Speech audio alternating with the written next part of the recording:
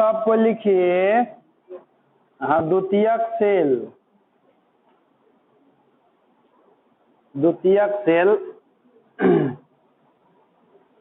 जिसको हम लोग कहते हैं सेकेंडरी सेल।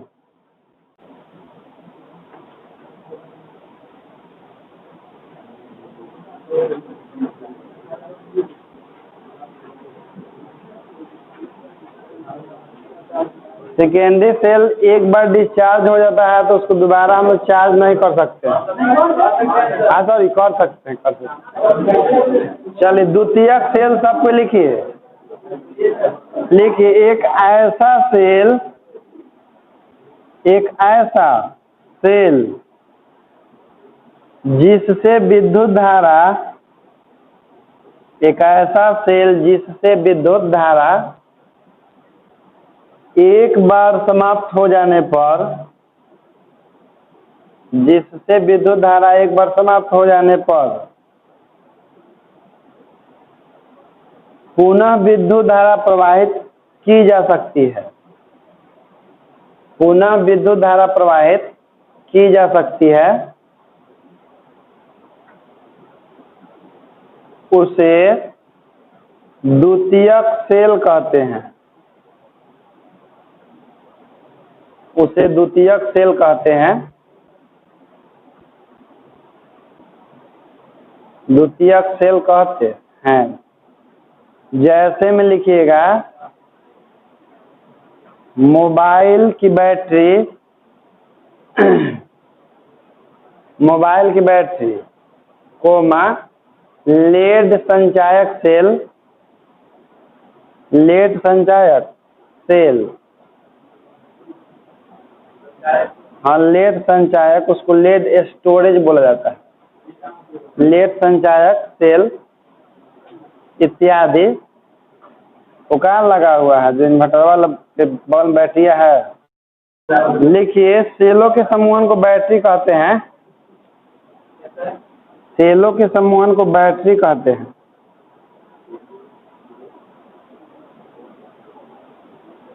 सेलों के समूहन को बैटरी कहते हैं।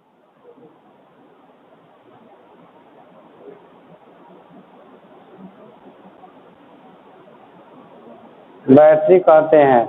इसका एक और परिभाषा होता है, वो भी लिख लीजिए। जब दो या दो से अधिक सेलों को, जब दो या दो से अधिक सेलों को, जब दो या दो से अधिक सेलों को श्रेणी क्रम में या समांतर क्रम में जोड़ते हैं, श्रेणी क्रम में या समांतर क्रम में जोड़ते हैं, तो प्राप्त नए सेल को ही बैटरी कहते हैं। तो प्राप्त नए सेल को ही बैटरी कहते हैं।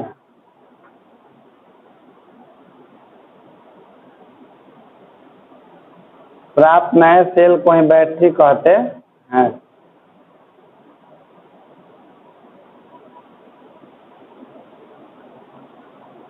बैटरी कहते हैं।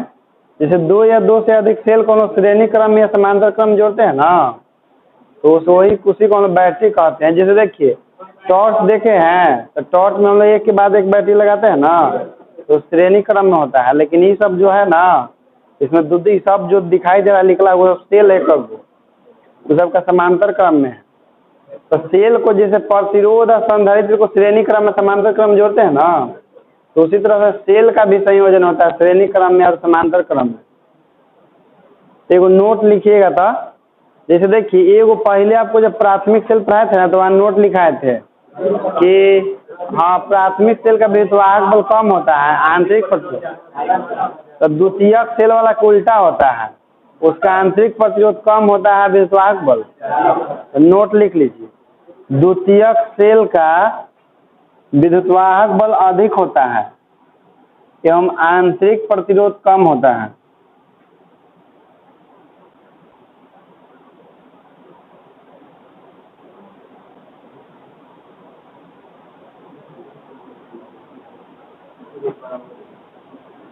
द्वितीयक सेल का विद्युतवाहक बल अधिक होता है एवं आंतरिक प्रतिरोध कम होता है।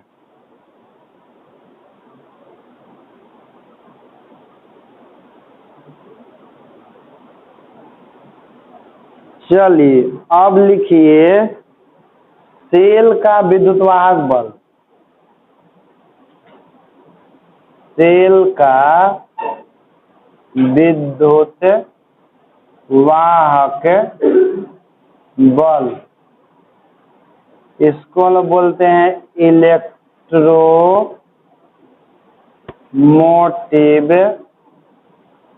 Force of cell. देखिए जैसे विद्युत वाहक बल को कभी कभी शॉर्ट में भी लिखा जाता है, जैसे बी वाह बल, अंग्रेजी में EMF इलेक्ट्रोमोटिव फोर्स, अब बी वाह बल तो ऐसे भी लिखा हुआ रहता है। संक्षेप में लिखवा देंगे परिभाषा के बाद। देखिए विद्युत वाहक बल होता क्या है, जैसे मान लीजिए कि कोई सेल होता है ना, तो सेल में एगो ऋण ध्रुव होता है एगो, अब दोनों ध्रुव को जब हम लोग किसी बल्ब से या किसी तार से जोड़ देते हैं तो इसमें आवेश के प्रवाह होने लगता है दोनों ध्रुव के बीच में। तो इसमें इलेक्ट्रॉन ऐसे चलता है ऋण ध्रुव से धन ध्रुव की ओर इस तरह से, और विद्युत धारा चलता है धन ध्रुव से विद्युत धारा, ठीक ना। तो देखिए कहने का मतलब कि इलेक्ट्रॉन इधर से जा रहा है धन ध्रुव की ओर, तो आवेशों का प्रवाह हो रहा है, यानी कि यहाँ पर ई ध्रुव ऋणावेशित है, इसका मतलब क्या है कि इलेक्ट्रॉनों की संख्या ज्यादा हो गया, यही सब इलेक्ट्रॉन निकल करके कहाँ पर जाता है, धन ध्रुव की ओर जाता है। तो आखिर यहाँ पर मान लीजिए कितना इलेक्ट्रॉन हमको मालूम है, मान लीजिए कि 10 गो इलेक्ट्रॉन होगा, तो 10 गो इलेक्ट्रॉन का आवेश होगा 10 गुना 1.6 गुना 10 के पावर माइनस, यहाँ पर कुछ ना कुछ आवेश तो स्टोर होगा ना। तो यहाँ पर देखिए जैसे मान लेते हैं कि इस यहाँ पर टोटल क्यू आवेश है, एक बात समझिए, यहाँ पर टोटल कितना आवेश है, तो क्यू आवेश को प्रवाहित होने में मान लेते हैं कि W कार्य करना पड़ता है, और जितना कार्य होता है उतने ऊर्जा खर्च होता है, ये तो सबको मालूम है। क्यू आवेश को धन ध्रुव से ऋण ध्रुव तक ले प्रवाहित करने में कार्य करना पड़ता है W, तो ऊर्जा भी खर्च होगा W। तो ये भी कह सकते हैं क्यू आवेश को प्रवाहित करने में W ऊर्जा खर्च, क्योंकि कार्य ऊर्जा हमेशा बराबर होता है ना। तो देखिए एकांक आवेश को ले जाने में कितना कार्य करना पड़ेगा, कितना ऊर्जा खर्च करना पड़ेगा W भाई। तो एकांक आवेश को किसी विद्युत परिपथ में एक बार प्रवाहित करने में जितना सेल द्वारा ऊर्जा खर्च की जाती है, एकांक आवेश को संपूर्ण परिपथ में एक बार प्रवाहित करने में सेल द्वारा जितना ऊर्जा खर्च की जाती है, उसी को हम लोग सेल का विद्युतवाहक बल। अब विद्युतवाहक बल को ऐसे लिखते हैं ई वाला, इसको ई से, ठीक ना, इस तरह से ई बराबर होता है W बटा, कभी कभी देखिएगा बड़का ही भी दिल रहता है, इसे ई बराबर W बाई। तो देखिए तो W बाई क्यू एक्चुअल में एक वाव का फॉर्मूला होता है, W बाई क्यू किसी और का फॉर्मूला होता है, वो V बराबर होता है W बाई क्यू, और ये वाव है W बाई, तो इसका मात्रक वोल्ट है, तो इसका ही मात्रक क्या होगा, वोल्ट होगा। W बाई क्यू जो है एनर्जी होता है, तो यह भी एक प्रकार का एनर्जी होगा ना। तो विद्युतवाहक बल खाली नाम के है, लेकिन ये बल नहीं होता है, ये एक प्रकार का ऊर्जा होता है, यानी कि विभव टाइप का होता है, क्योंकि इसका भी मात्रक वोल्ट ही होता है, विभव का ही मात्रक। लेकिन परिभाषा क्या होता है कि एकांक आवेश को किसी परिपथ में एक बार प्रवाहित करने में सेल द्वारा जितना ऊर्जा खर्च की जाती है, उसी ऊर्जा को विद्युतवाहक बल कहते हैं। तो लिखिए एकांक आवेश को संपूर्ण परिपथ में, एकांक आवेश को संपूर्ण परिपथ में, एकांक आवेश को संपूर्ण परिपथ में एक बार प्रवाहित करने के लिए, एक बार प्रवाहित करने के लिए, प्रवाहित करने के लिए सेल द्वारा खर्च की गई ऊर्जा को, सेल द्वारा खर्च की गई ऊर्जा को सेल का विद्युतवाहक बल कहते हैं।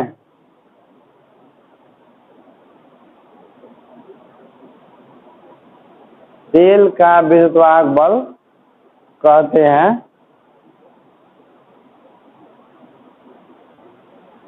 हैं पैराग्राफ चेंज। इसे संक्षेप में बी वा बल ब्रैकेट में EMF,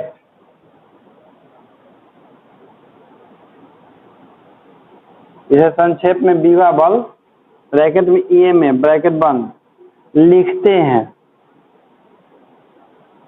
हैं तथा विद्युतवाहक बल को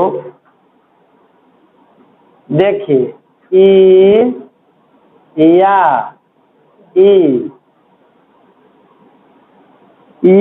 E से सूचित करते हैं इसका SI मात्रक जूल प्रति कूलम या वोल्ट होता है। इसका SI मात्रक जूल प्रति कूलम्ब या वोल्ट होता है। यह एक अदिश राशि है। यह एक अदिश राशि है जिसका बीमा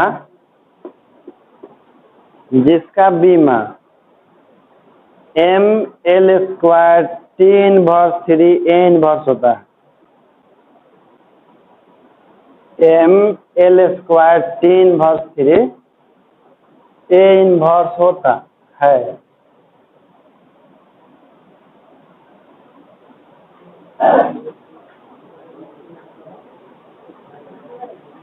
है। चलिए इसका फॉर्मूला लिखिएगा कि सेल का विद्युतवाहक बल E बराबर W/Q।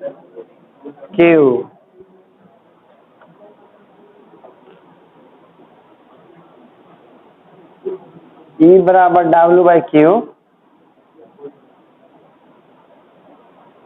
आप एक नोट लिखिए, विद्युतवाहक बल एक प्रकार का ऊर्जा है।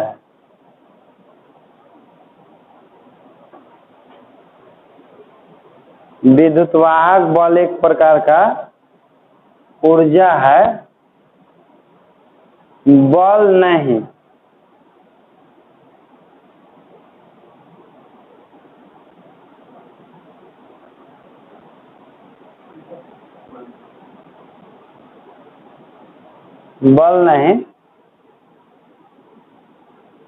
देखिए सेल होता है ना, तो सेल का जो विद्युतवाहक बल होता है, तो इस सेल को हम लोग इस तरह सूचित करते हैं। तो इसका मत समझिए कि बीचवा में खाली जाता है।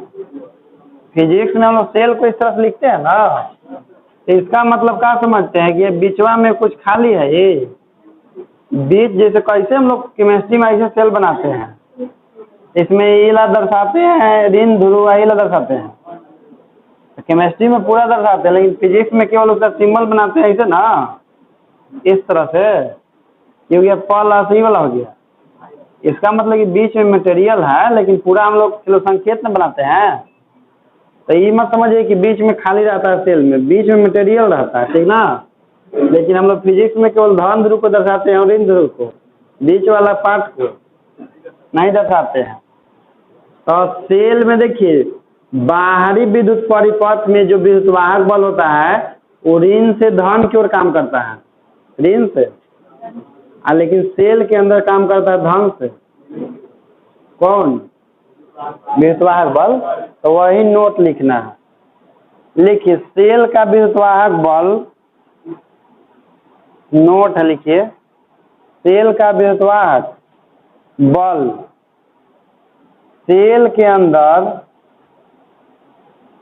सेल का विद्युतवाहक बल सेल के अंदर ऋण इलेक्ट्रोड से धन इलेक्ट्रोड की ओर कार्य करता है। ऋण इलेक्ट्रोड से धन इलेक्ट्रोड की ओर कार्य करता है।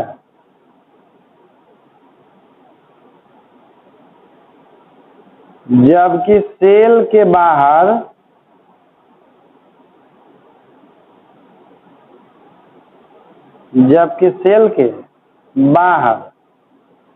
धन ध्रुव से ऋण ध्रुव की ओर कार्य करता है। धन ध्रुव से ऋण ध्रुव की ओर कार्य करता है।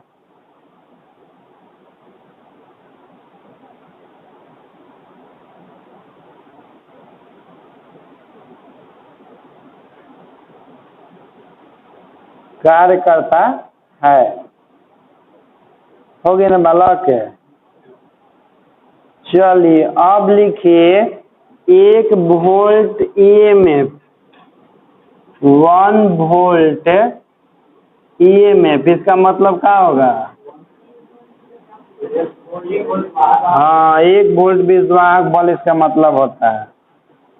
जैसे 1 वोल्ट का हम लोग परिभाषा लिखते हैं ना विभव के लिए, वैसे यहाँ भी होता है कि यदि सेल जो है 1 कूलम आवेश को प्रवाहित करने में 1 जूल ऊर्जा खर्च करता है तो उसको उस स्थिति में सेल के विद्युत बल को 1 वोल्ट ईएमएफ कहते हैं। तो लिखिए तो यदि किसी विद्युत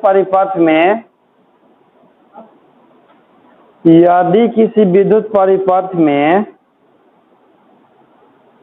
1 कूलम आवेश प्रवाहित करने में, यदि किसी विद्युत परिपथ में 1 कूलम आवेश प्रवाहित करने में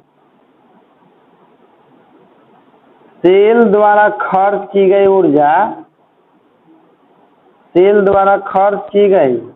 ऊर्जा 1 जूल हो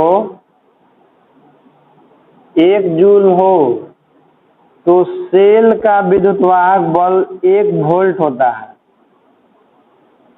तो सेल का विद्युतवाहक बल 1 वोल्ट होता है।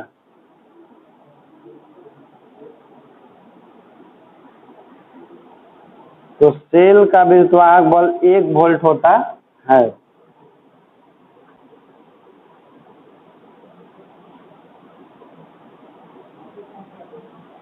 चलिए अब लिखिएगा सेल का आंतरिक प्रतिरोध।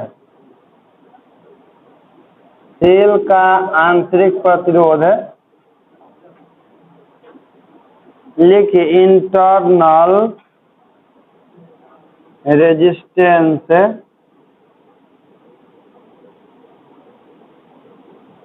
Of cell.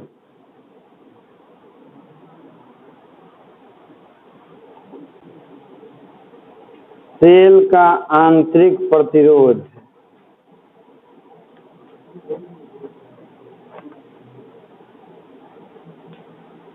देखिए सेल का आंतरिक प्रतिरोध क्या होता है कि सेल में जानते हैं कि धन इलेक्ट्रोड होता है एक ठो और उसके अंदर मटेरियल भरा होता है यानी कि पदार्थ।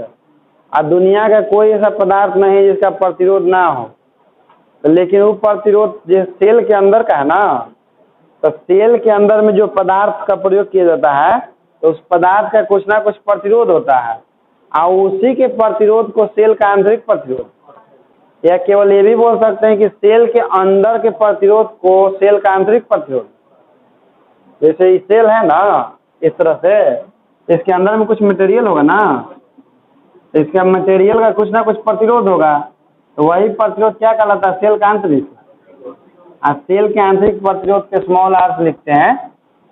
और यदि देखिए यदि इसी सेल में यदि इसके दोनों ध्रुव से हम लोग किसी चालक तार को जोड़ देते हैं, कोई भी चालक तार मतलब बल्ब पंखा कुछ जोड़ दीजिए, तो इस तार का भी कुछ ना कुछ प्रतिरोध होगा।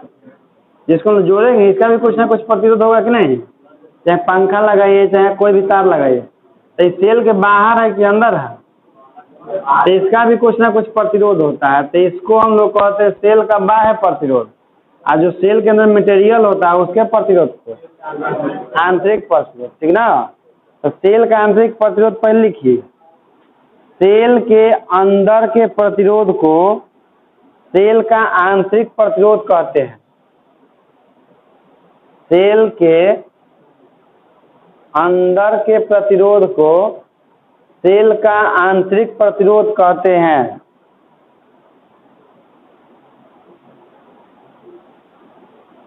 सेल के अंदर के प्रतिरोध को सेल का आंतरिक प्रतिरोध कहते हैं। इसे स्मॉल आर से सूचित करते हैं। इसे स्मॉल आर से सूचित करते हैं। इसका एसआई मात्रक और बीमा, इसका एसआई मात्रक और बीमा प्रतिरोध के बीमा के समान होता है। इसका एसआई मात्रक और बीमा प्रतिरोध के बीमा के समान होता है। यह एक अदिश राशि है। यह एक अदिश राशि है। यह एक अदिश राशि है। जैसे ये भी एक प्रकार का प्रतिरोध ही है, लेकिन इस सेल के अंदर का प्रतिरोध है, इसलिए इसका नाम क्या हो गया, सेल का आंतरिक प्रतिरोध। तो सब चीज हुआ तो ओकरे समान होगा जो प्रतिरोध को होता है। प्रतिरोध को होता है ओम, तो इसका भी ओम होगा। उसका जो बीमा होता है इसका भी वही बीमा होगा। वो अदिश राशि है, भी अदिश राशि होगा आपका। चलिए अब लिखिए सेल का बाह्य प्रतिरोध है। सेल का बाह्य प्रतिरोध है। बाह्य मतलब बाहरी होता है। External resistance of cell.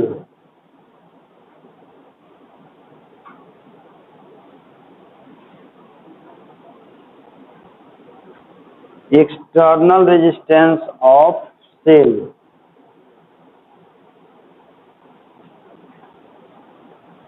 लिखिए सेल के धन तथा ऋण ध्रुव को, सेल के धन तथा ऋण ध्रुव को तार से जोड़ने पर, सेल के धन तथा ऋण ध्रुव को तार से जोड़ने पर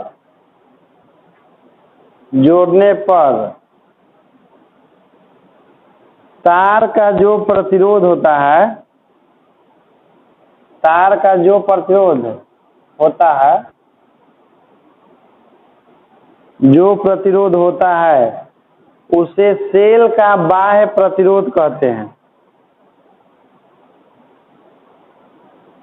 उसे सेल का बाह्य प्रतिरोध कहते हैं।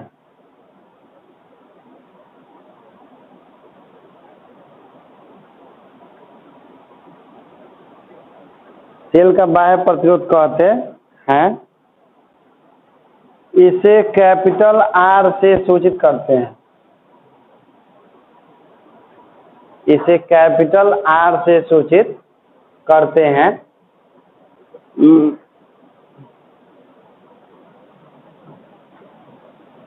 ये देखिए सेल होगा ना, तो सेल के बाहर में जो भी हम तार जोड़ते हैं, चाहे जो भी पंखा, बल्ब, टीवी कुछ हो, वो सब के प्रतिरोध क्या कहलाता है, और जो कि हम लोग पीछे पढ़ लिए हैं उसके बाह्य प्रतिरोध के बारे में।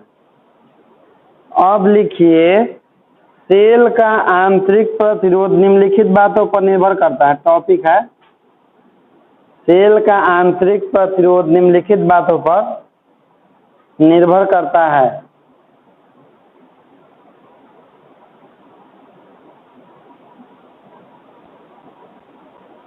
सेल का आंतरिक प्रतिरोध निम्नलिखित बातों पर निर्भर करता है।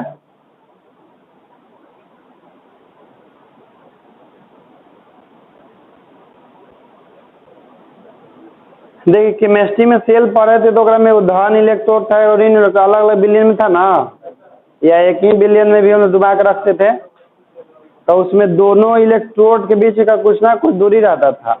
तो दोनों इलेक्ट्रोडों के बीच में मटेरियल भरा हुआ रहता है। जितने ज़्यादा दूरी रहेगा प्रतिरोध उतना ही ज़्यादा होगा। और चूंकि उससे विद्युत धारा का प्रवाह इलेक्ट्रोड से होकर के होता है ना, इलेक्ट्रोड का मोटाई जितने ज़्यादा होगा विद्युत धारा उतने आराम से प्रवाहित होगा ना, जितने आराम से प्रवाहित होगा उसका प्रतिरोध उतना ही कम माना जाता है। तो पहला है कि सेल का आंतरिक प्रतिरोध दोनों इलेक्ट्रोडों के बीच के दूरी के समानुपाती होता है और इलेक्ट्रोड के अनुप्रस्थ काट के क्षेत्रफल के व्युत्क्रमानुपाती होता है। तो लिखिए, वही लिखना है। सेल का आंतरिक प्रतिरोध है,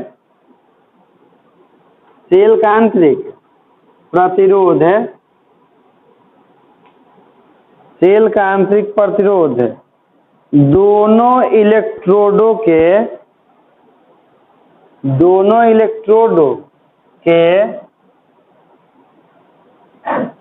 सेल का आंतरिक प्रतिरोध दोनों इलेक्ट्रोडों के बीच के दूरी का समानुपाती होता है। दोनों इलेक्ट्रोडों के बीच के दूरी का समानुपाती होता है। समानुपाती होता है अर्थात R समानुपाती L, R समानुपाती L, स्मॉल r लेकिन लिखिएगा, इसकी आंतरिक प्रतिरोध है। आप दूसरा लिखिए, सेल का आंतरिक प्रतिरोध है, सेल का आंतरिक प्रतिरोध है विलयन में डुबाए गए, सेल का आंतरिक प्रतिरोध है विलयन में डुबाए गए इलेक्ट्रोडों के क्षेत्रफल के व्युत्क्रमानुपाती होता है। इलेक्ट्रोडों के क्षेत्रफल के व्युत्क्रमानुपाती होता है।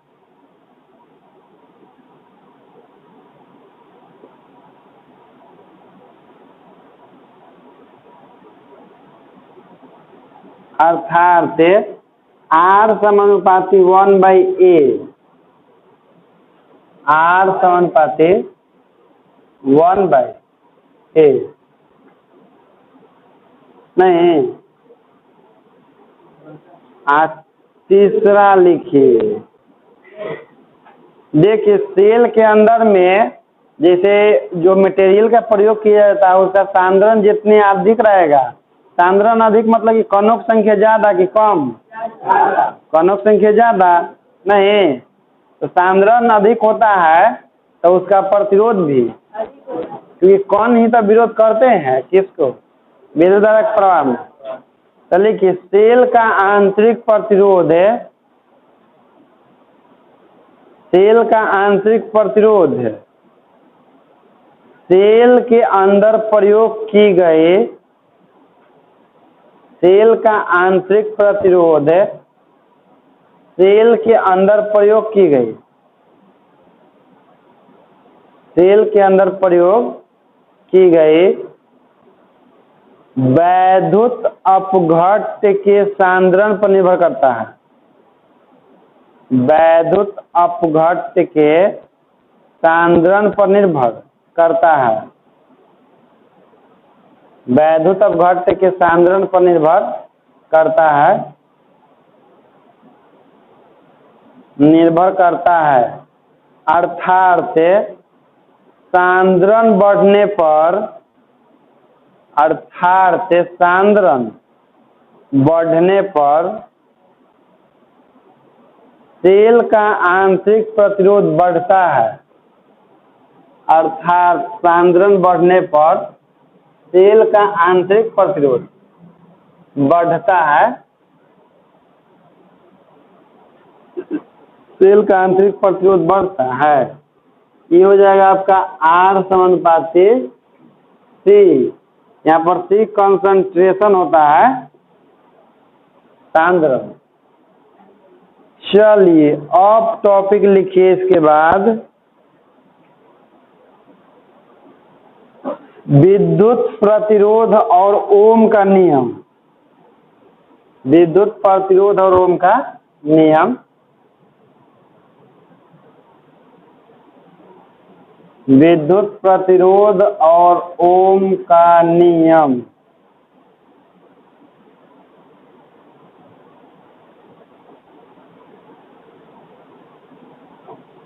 ये सब एमीटर और वोल्टमीटर के बारे में 10वीं क्लास में पढ़े हैं ना। वोल्ट मीटर को किसी विद्युत परिपथ में कैसे जोड़ा था, श्रेणी क्रम में कि समांतर क्रम में? एमीटर को, हाँ तब तो चलिए ठीक है, याद है आप लोग। ये कुंजी होता है, कुंजी को ही प्लग कहते हैं। हाँ बनाइए आप लोग भी।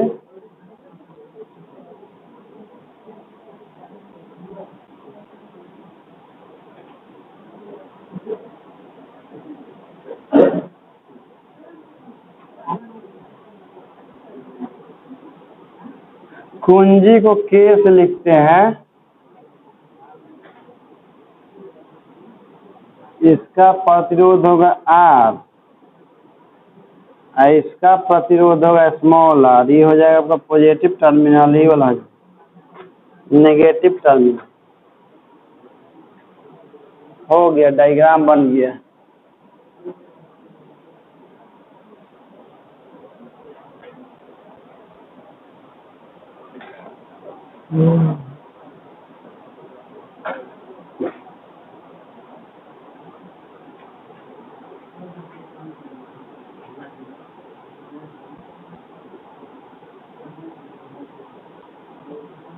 देखिए सेल में विद्युत धारा के प्रवाह के लिए विद्युतवाहक बल काम करता है, क्योंकि विद्युतवाहक बल इलेक्ट्रॉनों को अंदर में गति प्रदान करने का काम करता है।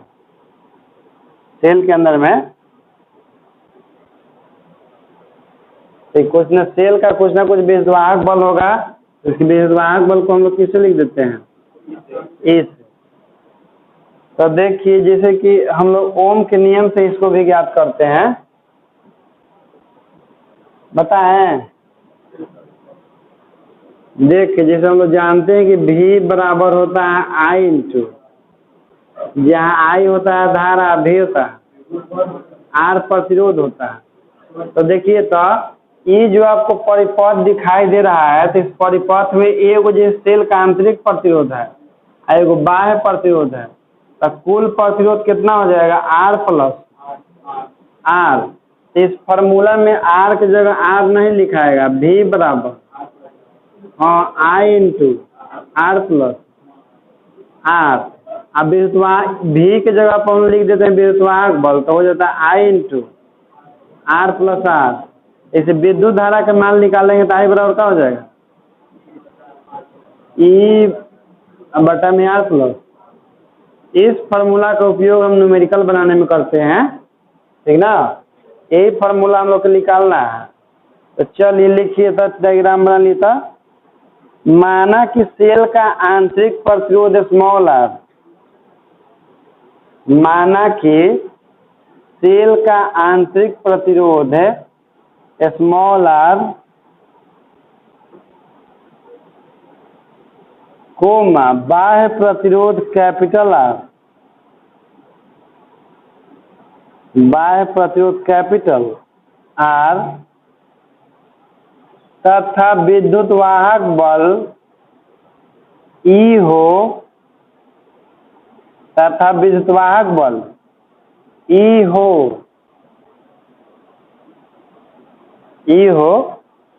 तो पूरे परिपथ से प्रवाहित धारा, तो पूरे परिपथ से प्रवाहित धारा, देखिए I बराबर विद्युत वाहक बल, विद्युत वाहक बल अब बटा में कुल प्रतिरोध। विद्युत वाहक बल तो हम लोग किससे लिखते हैं, E से लिखते हैं, और कुल प्रतिरोध है R प्लस। तो यही हो गया आपका फॉर्मूला धारा निकालने के लिए, सेल से प्रवाहित धारा। इसी को आगे थोड़ा बढ़ाते हैं, ये आपका मेन फार्मूला है। इसी को आगे बढ़ाएंगे तो गुना करेंगे तो E बराबर हो जाएगा I into R plus R। तो E बराबर I into R plus IR। तो देखिए I इंटू R का मान कितना होता है, V होता है। तो लिख देंगे यहाँ पर V बराबर I इंटू R। यह भी एक समीकरण होता है लेकिन इस फार्मूला का इस्तेमाल कब करते हैं? जब सेल के दोनों सिरों के बीच का विभवांतर दिया हुआ रहे और सेल का विद्युत्वाहक बल दिया रहे, तब जाके। नहीं तो जब सेल का प्रतिरोध दिया हुआ रहे और सेल का विद्युत्वाहक बल दिया हुआ रहे तो धारा निकालने का था, तो इस फार्मूला का उपयोग करते हैं। ठीक ना? प्रत्येक सेल, कोई भी सेल खरीदिएगा ना तो देखिएगा उसके ऊपर लिखा रहता है कि इतना EMF चाहे इतना वोल्ट लिखा रहता है। चाहे EMF बराबर लिखा रहेगा 12 वोल्ट, चाहे 10 वोल्ट, चाहे 1.5 वोल्ट, लेकिन EMF लिखा रहता है, पोटेंशियल नहीं लिखा रहता सेल के ऊपर। उसका सेल का EMF दिया हुआ रहता है कि इतना वोल्ट इतना वोल्ट। अभी ध्यान से देखिएगा, आज के बाद खरीदिएगा। इतना हो गया ना, तो लिख लीजिएगा कि इस समीकरण में V को विभव पतन कहते हैं। इस समीकरण में V को विभव पतन कहते हैं। हाँ, विभव पतन।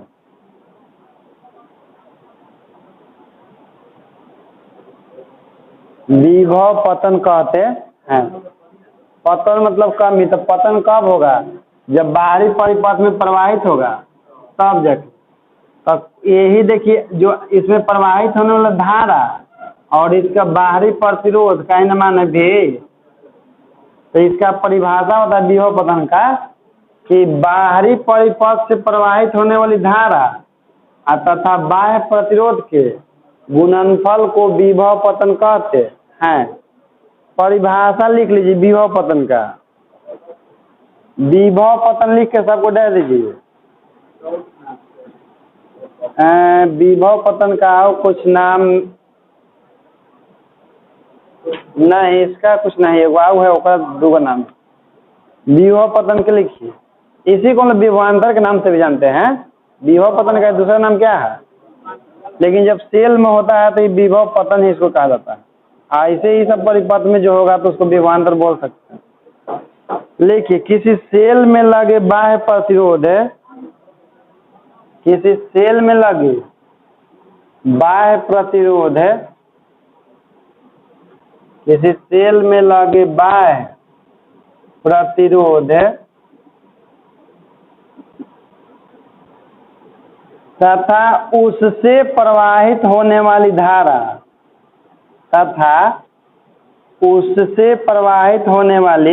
धारा के गुणनफल को विभव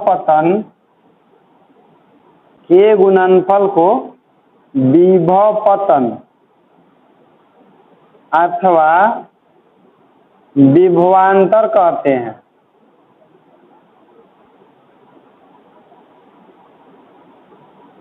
अथवा विभवांतर कहते हैं। विभव पतन या विभवांतर कहते हैं। देखिए, समझिएगा, क्या बोले हैं कि बाहरी परिपथ में लगा हुआ प्रतिरोध और उसे प्रवाहित धारा का जो गुणनफल होता है वही क्या होता है आपका?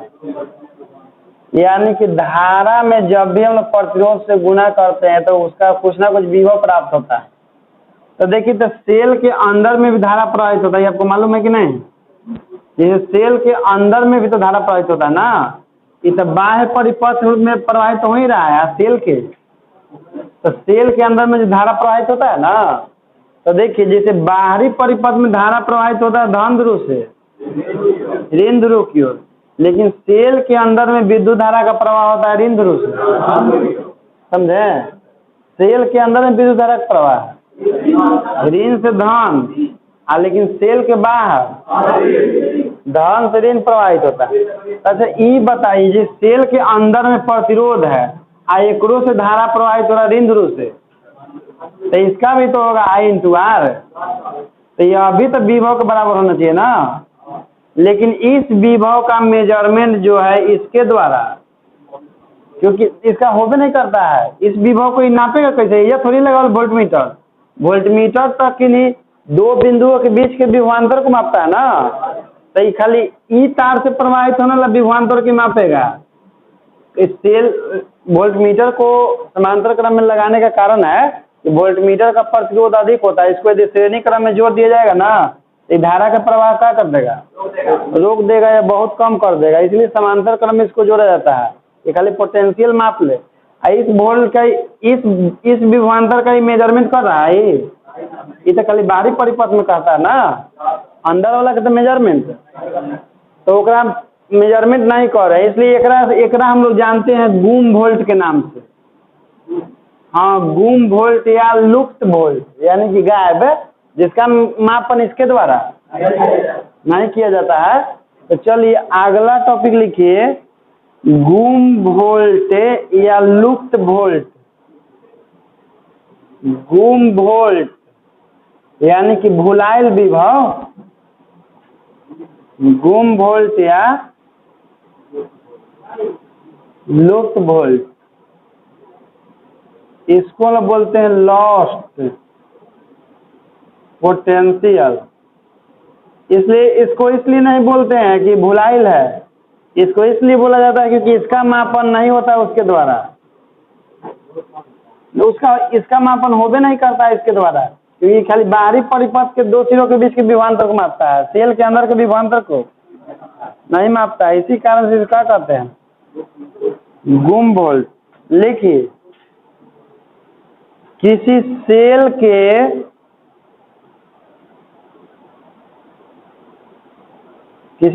के आंतरिक प्रतिरोध से प्रवाहित धारा, किसी सेल के आंतरिक प्रतिरोध से प्रवाहित धारा, किसी सेल के आंतरिक प्रतिरोध से प्रवाहित धारा तथा उसके आंतरिक प्रतिरोध के गुणनफल को, तथा उसके आंतरिक प्रतिरोध के गुणनफल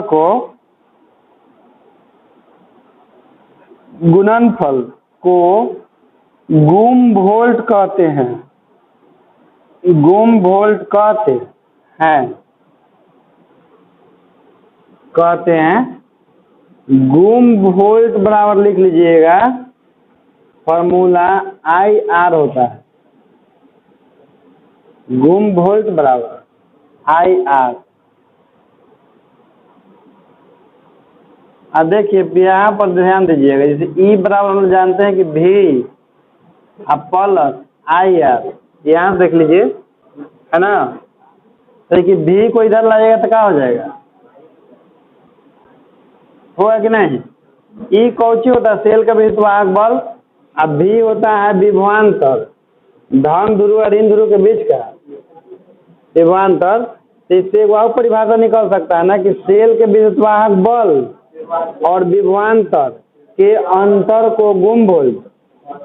तो ये वाला तो लिख लिए, ये वाला भी लिख लीजिए उसके नीचे। हाँ ठीक है, लिख लिए। तो लिख लीजिए, एक और परिभाषा इसका लिखिए।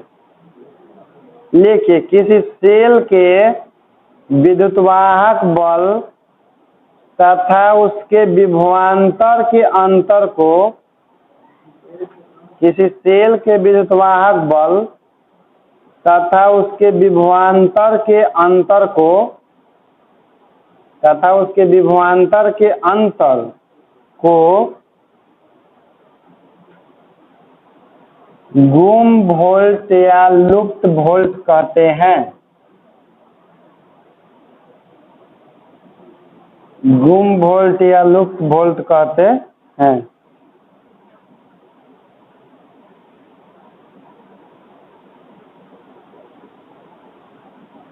गुम वोल्ट या लुप्त वोल्ट कहते हैं।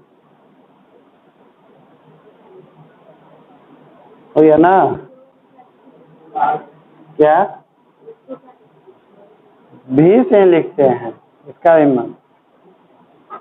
चल इसके बाद एक नोट लिखिए।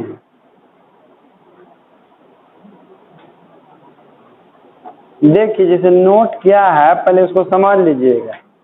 जैसे मान लीजिए ना कि जो सेल होता है ना, तो सेल का अंदर में विद्युतवाहक बल होता है, और धन ध्रुव और ऋण ध्रुव को यदि किसी तार से जोड़ दिया जाए तो इसका कुछ ना कुछ दोनों सिरों के बीच का विभवांतर होता है। और सेल के अंदर में आपका क्या होता है, विद्युतवाहक बल होता है। यदि सेल का विद्युतवाहक बल उसके विभवांतर के बराबर हो जाए, सेल का विद्युतवाहक बल उसके विभवांतर के, तो E माइनस बी के मान कितना आएगा? 0। तो आई आर, तो देखिए तो आई के मान कितना होगा, भेजिएगा तो 0/r तो 0 है ना। यानी कि जब किसी सेल का विभवांतर उसके विद्युतवाहक बल के बराबर हो जाता है तो सेल से होकर कोई धारा नहीं प्रवाहित होता है। तो यही नोट लिखना है, लिखिए था। या उल्टा भी बोल सकते हैं कि जब धारा का प्रवाह नहीं होता है तो उसका विद्युतवाहक बल उसके विभवांतर के बराबर होता है। जब विभवांतर विद्युतवाहक बल बराबर होगा तो धारा 0 होगा। या ऐसे बोल सकते हैं कि जब धारा 0 होगा तब विभवांतर विद्युतवाहक बल, उल्टा सीधा दोनों बोल सकते हैं। तो लिखिए, जब I बराबर 0 हो, जब I बराबर 0 हो तो सेल का विद्युतवाहक बल, जब I बराबर 0 हो तो सेल का विद्युतवाहक बल उसके विभवांतर के बराबर होता है। सेल का विद्युतवाहक बल उसके विभवांतर के बराबर होता है।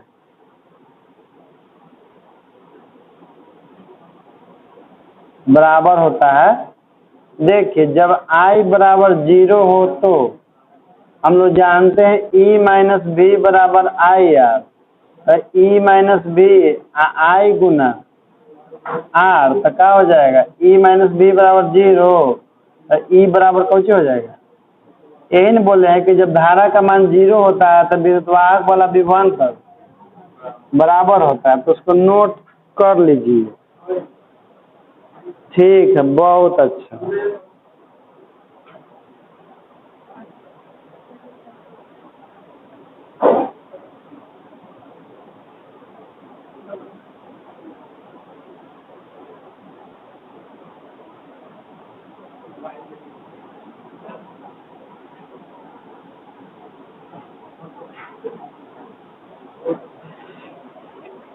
नोट कर लिए?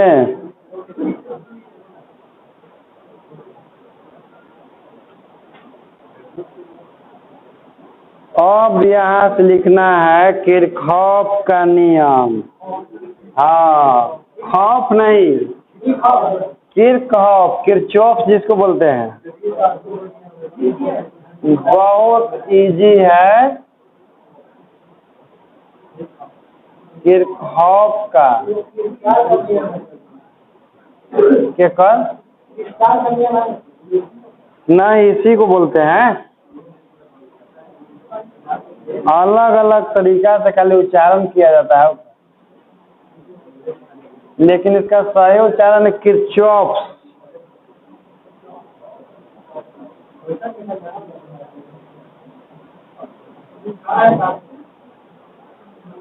लिखिए किरचॉफ लॉ।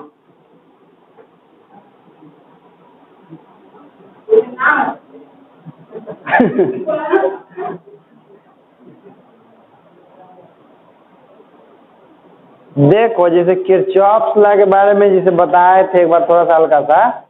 जैसे देखिए, जो साधारण परिपथ होता है, जटिल विद्युत परिपथ के में विभवांतर और धारा के वितरण का गणना जो है किरचॉफ के नियम से किया जाता है।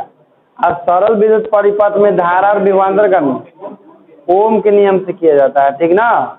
जटिल परिपथ मतलब कि एक से अधिक परिपथ उसमें क्या रहेगा, जुड़ा हुआ रहेगा। ठीक ना। और वो केवल एक तार के लिए बताए थे ना, आई बहुत सारा तार के लिए बताते हैं कि कोई एनओ से आकर जुड़ल है, एनओ से बहुत सारा। तो डै दे के लिखिए इसमें, किसी साधारण परिपथ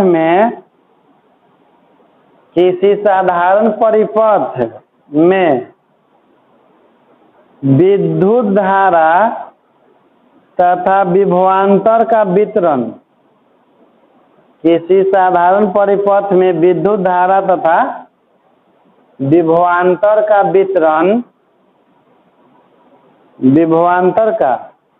वितरण ओम के नियम से प्राप्त किया जाता है। ओम के नियम से प्राप्त किया जाता है, प्राप्त किया जाता है, लेकिन जटिल विद्युत परिपथ में, लेकिन जटिल विद्युत परिपथ में, जटिल विद्युत परिपथ में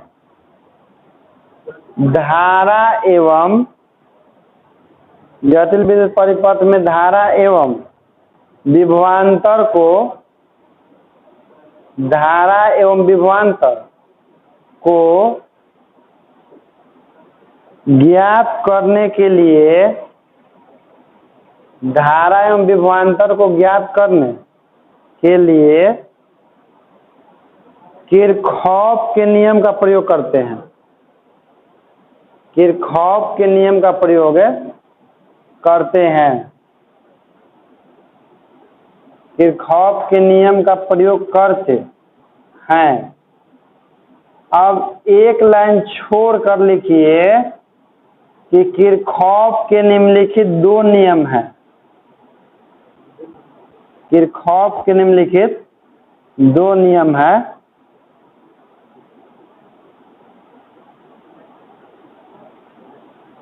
खौफ लिख रहा है, अच्छा वो हाँ इसे लिखता है, ख्वाज लगता है। किरचॉफ के निम्नलिखित दो नियम है। देखो पहला नियम है ना, सुनो सब, जैसे मान लीजिए कि ई एगो चाल, ए बालक एगो चालक तार है, आ एगो एन्ने से एगो चालक तार है। इस तरह से मान लेते हैं कि इधर से भी कोई चालक तार ऐसे, इधर से भी है, और सब में धारा प्रवाहित हो रहा है। बालक समझो, सब में कुछ ना कुछ धारा प्रवाहित हो रहा है। तो देखो ये जैसे बहुत सारा चालक हो गया ना, एक जगह क्या हो रहा है, जैसे मान लीजिए कि एकरा में धारा प्रवाह I1, एकरा में I2, एकरा में I4, इसमें I5 है, इसमें I6। तो देखिए इस बहुत सारा चालक है, तो इसको हम बोलते हैं चालकों का जाल, चालकों का जाल। और जहाँ पर सब मिलता है उसको बोलते हैं संधि, बोलते हैं ना, संधि यानी कि जंक्शन। जंक्शन जैसे कैसे रेलवे को जंक्शन बोलते हैं, तो कोई ट्रैक से आता है तो जब मिलता है इसलिए उसको जंक्शन बोलते हैं। तो चालकों के किसी जाल में, बात सुनो, चालकों के किसी जाल में संधि पर मिलने वाली, संधि पर सभी धाराओं का बीजगणितीय योगफल का मान शून्य होता है।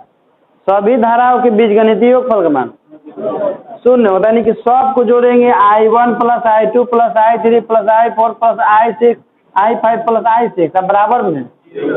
लेकिन वो कैसे होता है, तो इसमें नियम है कि जो धारा संधि की ओर आता है उस धारा को धनात्मक लेते हैं, और जो धारा संधि से दूर जाता है उस धारा को ऋणात्मक लेते हैं। जोड़ने का नियम है, ठीक ना, कि जो धारा संधि की ओर आ रहा है उसको धनात्मक लेंगे, और जो संधि से दूर जाता रहे उसको। तो देखिए जो परिपथ बनाए हैं ना, तो इसके अनुसार देखिए I1 संधि की ओर जा रहा है तो प्लस में होगा, I2 भी संधि की ओर जाता है तो वो भी, I3 भी संधि की ओर जा रहा है तो ये भी प्लस में होगा। I4 देखिए संधि की ओर आ रहा है कि संधि दूर जा रहा है, तो इसको लिखेंगे माइनस में I4, I इधर आ रहा है ना, ये हो जाएगा I5 यही वाला, और सभी को योगफल 0 होता है। इस तरह से देखो ये वाला सुनो, इस सभी के योगफल का मान क्या है। अब माइनस वाला के मान लीजिए कि हम ऊपर ले जाएंगे, तो देखिए कुछ इस तरह से रिजल्ट प्राप्त होगा, I1 plus I2 plus I3 plus I5 plus I6 अब बराबर I4 को। आप जब इसको ऊपर ले गए तो यहाँ से दो तरह से ये नियम को बोला जाता है। पहला तरीका से बोला जाता है कि चालकों के किसी जाल में, चालकों की किसी जाल में संधि पर मिलने वाली सभी धाराओं के बीजगणितीय योगफल का मान। दूसरा तरीका क्या होता है कि संधि की ओर आने वाली धाराओं के योगफल का मान, संधि की ओर आने वाली धाराओं के योगफल का मान संधि से दूर जाने वाली धाराओं के योगफल के। वो अलग बात है कि यह एक को दूर जा रहा है, लेकिन जय को भी दूर जाएगा तो माइनस में रहेगा, पट लगेगा ना, तो प्लस में हो जाएगा। तो दूसरा इस तरह से बोला जाता है। तो इस एक के बतला को दो तरह से व्यक्त करते हैं। पहला कि चालकों की किसी जाल में संधि पर मिलने वाली सभी धाराओं के बीजगणितीय योगफल का मान शून्य होता है। और दूसरा कि संधि की ओर आने वाली धाराओं के बीजगणितीय योगफल का मान संधि से दूर जाने वाली धाराओं के बीजगणितीय योगफल के बराबर होता है। इस पर न्यूमेरिकल बनता है बहुत आराम से। एक आध शून्य देखा है, न्यूमेरिकल बनाएंगे तो समझ में आएगा आपको। चलिए तो लिखिए, एक नंबर दे के लिखिए पहला नियम या धारा का नियम। पहला नियम या धारा का नियम।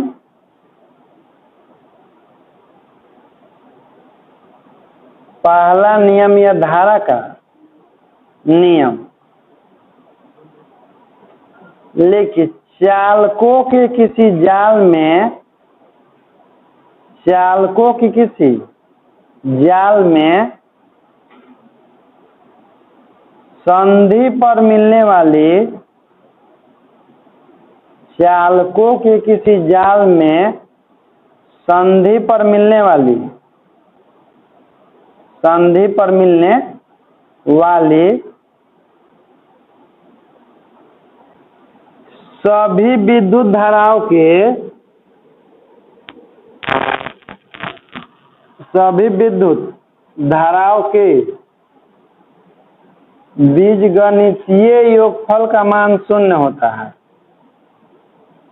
बीजगणितीय योगफल का मान शून्य होता है, शून्य होता है। अर्थात देखिए सिग्मा आई बराबर 0, आई बराबर 1 से लेकर के आई बराबर चाहे जय को धारा आते रहे, सभी के योगफल का मान क्या हो जाएगा 0। अब बनाइएगा डायग्राम इसका नीचे।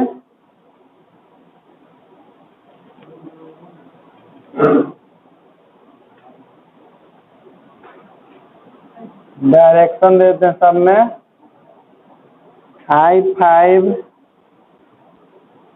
I1 I4 I3 और ये हो गया I2। यहाँ पर लिखते हैं मूल बिंदु O। कई को बनाइए, लेकिन ध्यान रखिएगा कि सभी के योगफल का मान क्या लेना है। तो चलिए डायग्राम बना लीजिए। हम लिख देते हैं कि चित्र से जो संधि की ओर जाता है वो प्लस होता है, जो दूर जाता है वो माइनस में होता है। तो देखिए संधि की ओर कौन जा रहा है I2। तो चलिए शुरुआत करते हैं इसे। I2 जो कि संधि की ओर जा रहा है, I3 भी संधि की ओर जा रहा है, और संधि से दूर कौन जा रहा है। तो प्लस माइनस I1 अब प्लस माइनस I4 अब प्लस माइनस I5 और सभी के योगफल का मान 0। इसी को हम माइनस वाला को उस तरफ लेके चल जाएंगे तो क्या हो जाएगा आपका I2 प्लस I3 अब बराबर I1 प्लस I4 अब प्लस I5।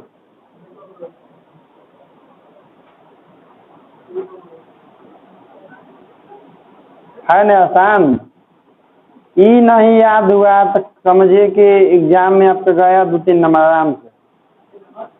2-3 नंबर, क्योंकि किरचॉफ के नियम हर साल एक आध दो साल बीच करके आता ही आता है एग्जाम में। बीच में नहीं आता, आ ही पाया था।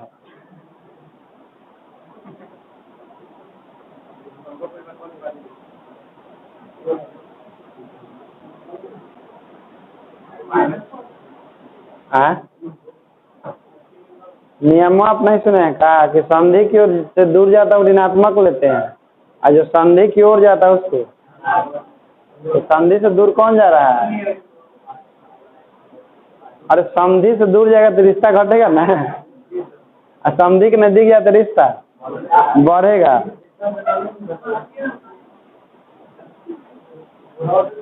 डायग्राम बना लिए, ये उतार लिए, इसी को दूसरे शब्दों में लिखिए। दूसरे शब्दों में लिखे से पहले नोट लिखिए, उसके बाद लिखिएगा दूसरे शब्द। लिखिए संधि की ओर आने वाली धारा को धनात्मक लेते हैं। संधि की ओर आने वाली धारा को धनात्मक लेते हैं तथा संधि से दूर जाने वाली धारा को ऋणात्मक लेते हैं। संधि की ओर आने वाली धारा को धनात्मक लेते हैं तथा संधि से दूर जाने वाली धारा को धनात्मक लेते हैं। उल्टा बोल दिए कहाँ? संधि की ओर आने वाली धारा धनात्मक लेते हैं तथा संधि से दूर जाने वाली धारा को ऋणात्मक लेते हैं।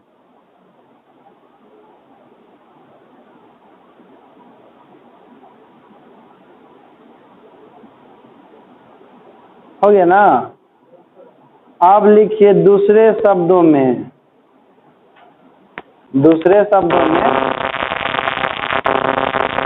लिखिए चालकों के किसी जाल में, चालकों के किसी जाल में, चालकों के किसी जाल में संधि की ओर आने वाली कुल धाराओं का, चालकों के किसी जाल में संधि की ओर आने वाली कुल धाराओं का बीजगणितीय योगफल का मान, बीजगणितीय योगफल का मान संधि से दूर जाने वाली धाराओं के, संधि से दूर जाने वाली धाराओं के बीजगणितीय योगफल के बराबर होता है। बीजगणितीय योगफल के बराबर होता है।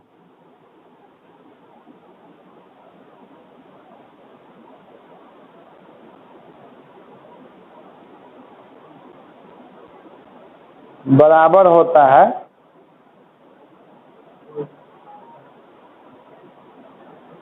लिख लीजिएगा नीचे, चित्र से I2 + I3 बराबर I1 + I4 बराबर I5।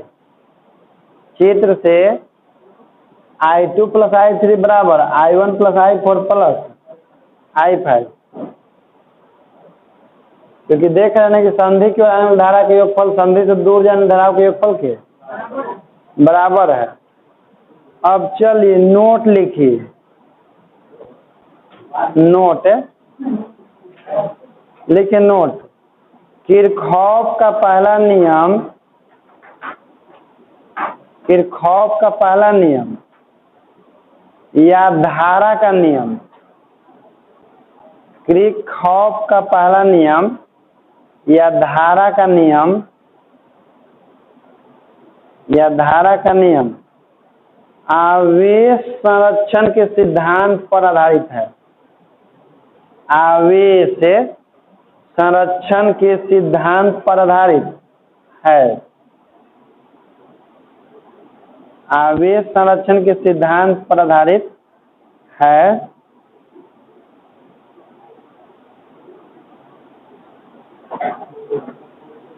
हो गया ना? देखिए अब कह रहे हैं कि जो इनका पहला नियम है ये आवेश संरक्षण के सिद्धांत पर आधारित है। कहने का मतलब कि इसमें कुल आवेश का मान हमेशा क्या रहता है? संरक्षित रहता है। संरक्षित मतलब कि सबके मान जो है बराबर रहेगा, शुरू में जितना होगा उतने ही अंतिम में होगा। तो ये क्वेश्चन है जिसको सिद्ध कर देते हैं। इसे क्वेश्चन लिखिए था, दिखाइए कि किरचॉफ का पहला नियम आवेश संरक्षण के सिद्धांत का पालन करता है। दिखाइए कि किरचॉफ का पहला नियम आवेश संरक्षण के सिद्धांत का पालन करता है। आवेश संरक्षण के सिद्धांत का पालन करता है।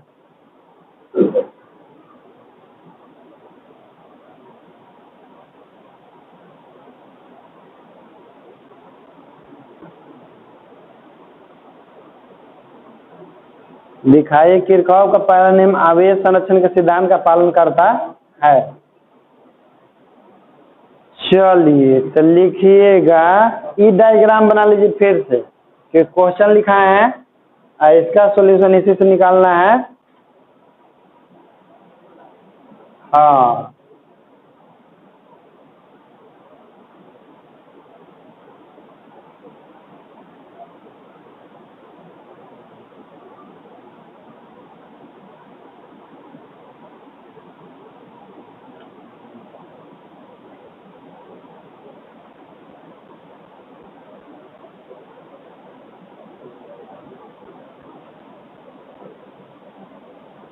देखिए इससे बनता है, जिसे हम लोग फॉर्मूला जानते हैं ना कि Q बराबर आई टी ना जी।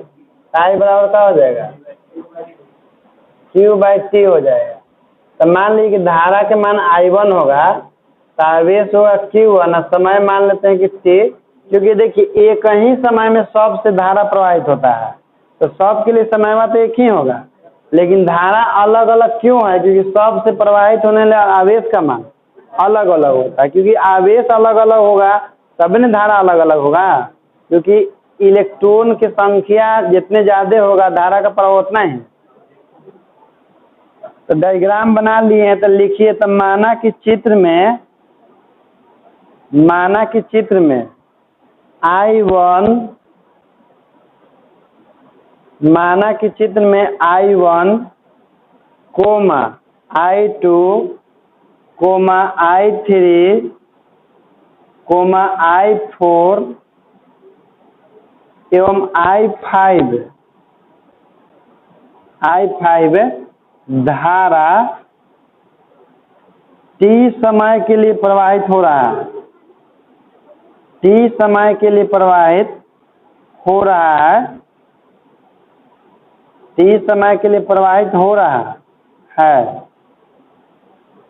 तो किरचॉफ के पहले नियम से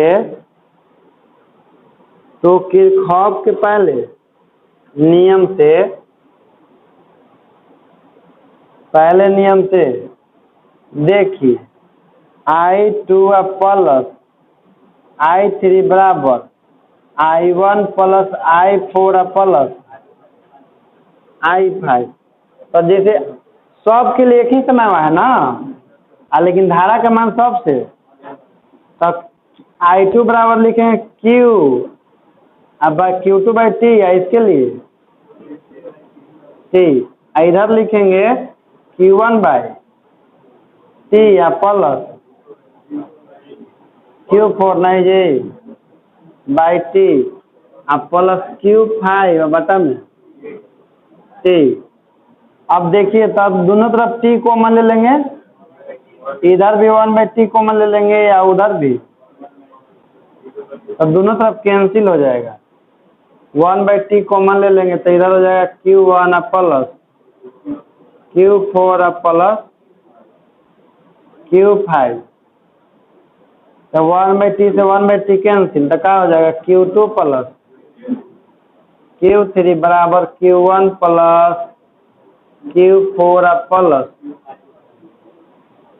देखिए तो कहने का मतलब कि इस परिपथ से जितना आवेश गुजरेगा और इस परिपथ से जितना आवेश गुजरेगा, इन दोनों आवेशों का योगफल, इधर जाने वाले आवेश और इधर जाने वाले आवेश और इधर जाने वाले आवेश के योगफल के, यानी कि हमेशा सुरक्षित रहेगा, इसका नष्ट नहीं होता। तो वही से बोल रहे हैं कि आवेश संरक्षण के सिद्धांत का पालन करता है, मतलब आवेश नष्ट नहीं होता है, जो हम लोग लेसन 1 में भी एक बार पढ़ चुके हैं।